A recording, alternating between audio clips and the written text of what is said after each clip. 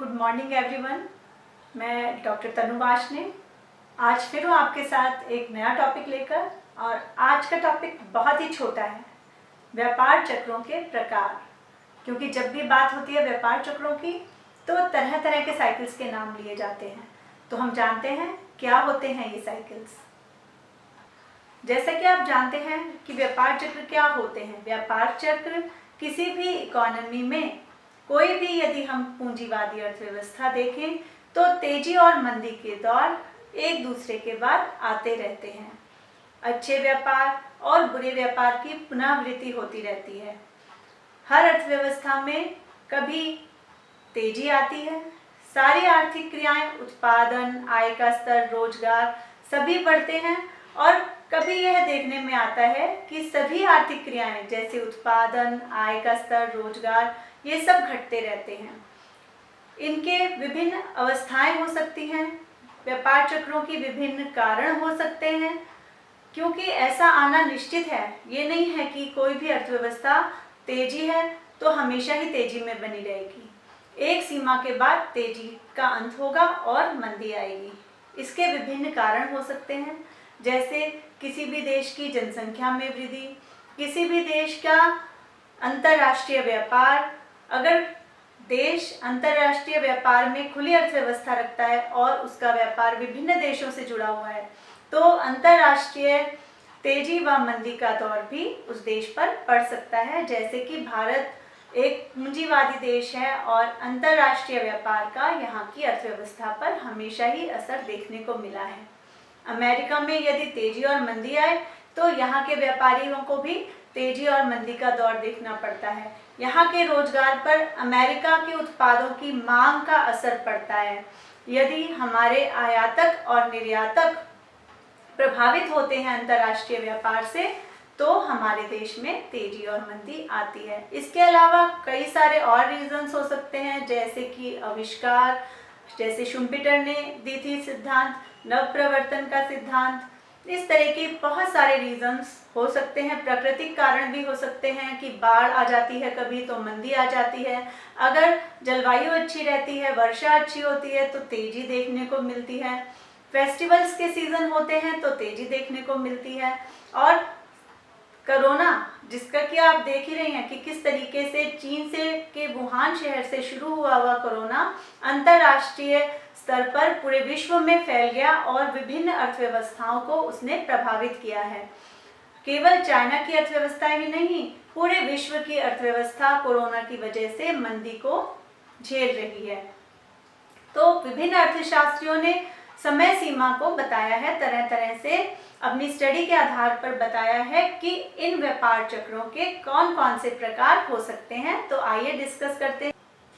तो जानते हैं इसके प्रकार। पहला प्रकार है किचन साइकिल्स। किचन साइकिल्स किन्हें कहते हैं हम? किचन साइकिल्स के बारे में हमें बताया था 1923 में ब्रिटिश इकोनॉमिस्ट जोसेफ किचन ने।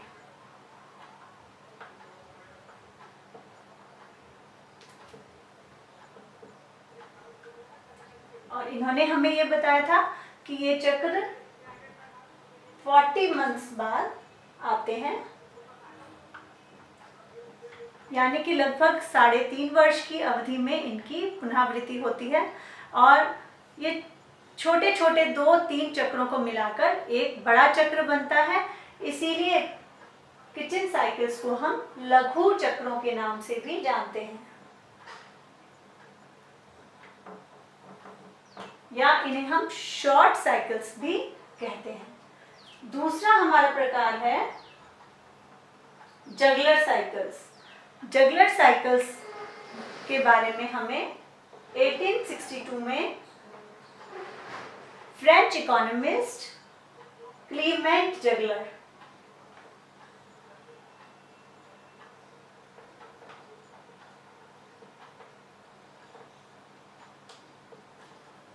ने बताया था। और क्लीमेंट जगलर के नाम से ही इन जगलर चक्रों को जाना जाता है। इनके हिसाब से व्यापार चक्रों की अवधि 9.5 वर्ष मानी गई है। ये दीर्घकालीन प्रवृत्ति के चक्र होते हैं, इसीलिए इन्हें लॉन्ग चक्र भी कहा जाता है और लगभग 9.5 वर्ष की अवधि में इनकी पुनरावृत्ति होती है। तीसरा प्रकार जो है उसे हम कुशनेट साइकिल्स के नाम से जानते हैं। कुशनेट साइकिल्स के बारे में हमें अमेरिकन इकोनॉमिस्ट साइमन कुशनेट्स ने बताया था।